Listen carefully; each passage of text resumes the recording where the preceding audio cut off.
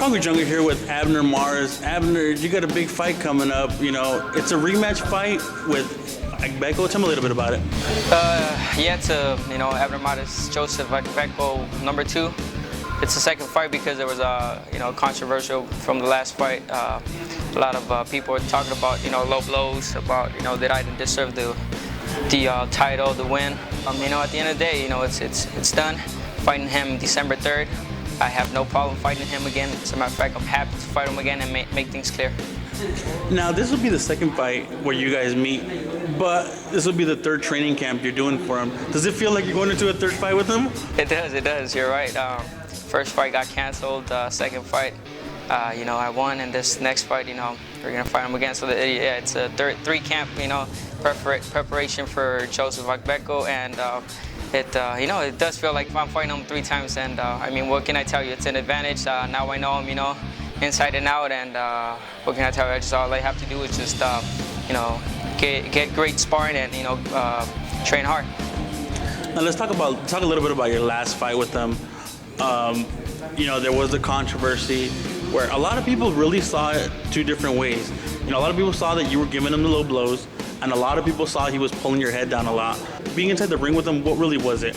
You know what? I'm not gonna lie. There was some punches that did go low, but why? Because there was times he was pulling my head down. There's other times where he was just pulling back, and while I was throwing a body shot, he was already too far away, and punches went probably in the knee or not in the jewels, except for that 11th round where I did hit him low. As a matter of fact, he blocked it with his glove. It didn't hit him there, but he went down just to get attention from the ref, to get a point taken away from me, which I honestly thought that they were going to take a point from me. It was not my decision. The referee started counting. Again, that wasn't me, that was in my call, and without, I even say, even if they would have taken a point away from me, they would have not counted that, knockdown. I felt that I was winning the fight. That's why the last 4 rounds I was just boxing him. I didn't want to trade with him because I felt and I knew that I was up in the scorecards. Now, no matter what everyone say, it's ultimately up to the ref to call what's low, what's not low. The referee wasn't really calling the blows low. It was more the Showtime commentators were really trying to, put it out there, saying that, low blow, I can't believe this, almost making it. They almost made that the reason of the fight. What did you think about the commentators? I did. I've been telling people I've maybe seen the fight twice, and the 3rd time I had to watch it on mute because the commentators were, getting so annoying, because in the very beginning, the first round, they were just, shouting, screaming that, oh my God, I can't believe Abner's going low blow. Like if I was doing it on purpose, or if I was a dirty fighter. Because the referee wasn't even calling him, right? As a matter of fact, he wasn't telling me anything. He was telling Joseph, hey, don't pull his head down, and stuff like that. And just the commentators kept, bringing that out. But, what can I say? They came at me right after the fight, with so much anger, telling me do I deserve the fight. Of course I do. I won. And I just told them, if there's a rematch, I'd be more than happy to fight him again. And here we are. Now let's talk about the end of the fight. You had just won the IBF title, a dream of yours that you've held on for a long time. Yeah, you became Golden Boy's first world champion. What did it feel like having this guy come up to you and pretty much just trash your moment? You know what? It was pretty bad. I had to stop him, in a point where I just told him, just let me enjoy my moment. I just won. I'm happy. Don't ruin my moment. All I'm thinking about right now is just that I won that title. I can't wait to get home and celebrate with my family. But he kept, just pushing it, telling me, do I really think I deserve this? What do I? How do I feel winning this fight? Like, just talking stuff like that. But it doesn't even bother me anymore. Now I just want to go in there, knock him out, and just move on and fight better fights. Now, at the beginning of the fight, it seemed like you really took control of a lot of the fight. You were pretty much dominating him. You even dropped him in the 3rd round, I believe. Did the fight seem to get a little harder as it kept going on for you? You know what? He's a warrior. He's a great fighter. He's proven it.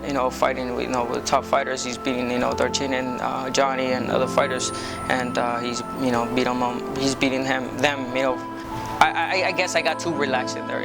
The first rounds, like you said, I felt that I was dominating. I wanted to box him from the outside, and I kind of got relaxed too much. I let him think when I wasn't supposed to, and he started landing that good jab. And then the fourth round, he caught me with that overhand right. It stunned me in the moment, buckled my knees, but I wasn't hurt. I even stood there waiting for him to come, which he knew that I wasn't hurt. That's why he didn't try to go, for the kill. So overall, I think that's all he has, the overhand right. He's a smart fighter, but on top overall, I just feel that I'm superior. A lot of people are forgetting too is that Joseph Agbeko, he's a world champ, a multi-world champ, and he's taken some of the biggest guys in the division out. What did you learn from Agbeko in your first fight that you're gonna put in the back of your head for the second fight? I'm happy that I'm fighting him again because I'm fighting an ex-world champion. My last 3-4 fights have been against ex-world champions or world champions. So that only people could talk all they can say, but fighting champions in their prime and their time.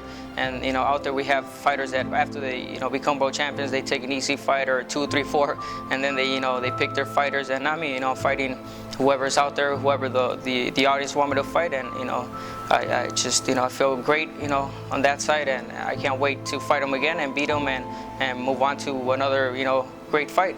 Now, what have you done in training camp to prevent any type of low blow situation going into this next fight? I noticed during sparring, your trainer Medina said that any punch that looks low, he wants you to put it up a little bit. Yeah. Tell me about that. I think he's gonna talk to his sparring partners and ask them or tell them, hey, if you feel that Abner's throwing low or stuff like that, just come out and say it. That way we could practice our punches, to come up a little bit more.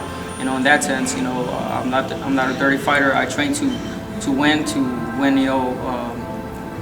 cleanly, and again, we got great sparring partners. Right now, our #1 sparring partner is Efrain Esquivias, a great up-and-comer. I believe he's fighting for an NABF or NABA title. Undefeated fighter, and again, a fighter that fights similar to Joseph Agbeko, if not better. Now, going into this next fight, what type of statement do you want to make to kill this whole, low blow controversy? You don't want to be known as a dirty fighter. That's the first thing. What type of statement do you want to make? I want to knock him out. That's all I want to do. Just go in there and knock him out, and no questions asked. That's it.